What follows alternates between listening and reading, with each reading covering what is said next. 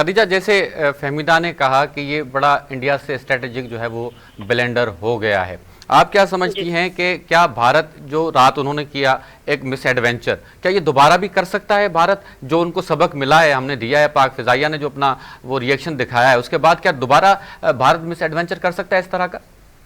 بہت شکریہ ثناءاللہ، آپ کو یاد ہوگا کہ جب پلوامہ ہوا تھا تو انڈین میڈیا کی جانب سے ہر بار یہ کہا جاتا تھا کہ ہمیں سرجیکل اسٹرائک کرنی ہے، اور پہلگام کے واقعے میں بھی انہوں نے کچھ ایسا ہی کہا۔ جب سفارتی تعلقات کی بات کی پاکستان نے، تو پاکستان نے کہا کہ ہم ایک کمیٹی بناتے ہیں انٹرنیشنل لیول پہ، اور ہم ثبوت پیش کریں گے کہ ہم اس اٹیک میں ملوث نہیں تھے جس کا بھارت نے پروپیگنڈا کیا ہے۔ لیکن آپ نے دیکھا کہ بھارت نے تمام سفارتی تعلقات کو مسترد کر دیا، اور کل رات ایک بزدلانہ حملہ جو ہے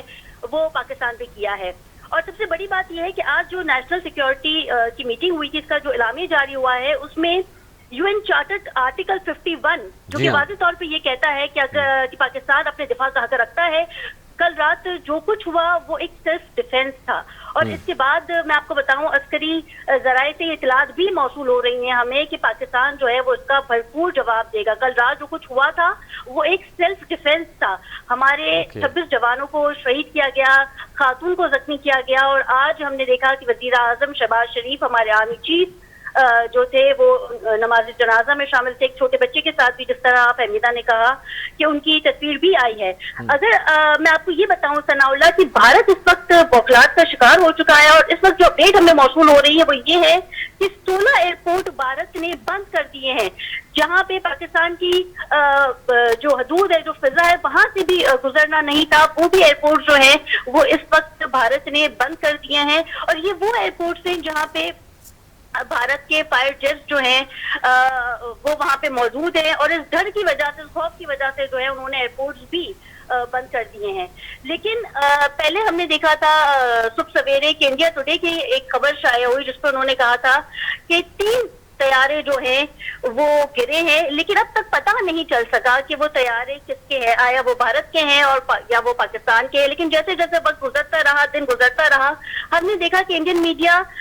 کے جو اینکرز ہیں ان کے منہ اتر گئے، اور اب تو فرانسیسی کمپنی نے بھی اس بات کی تصدیق کر دی ہے کہ پاکستان نے جو ہے وہ رافیل گرایا ہے۔ رافیل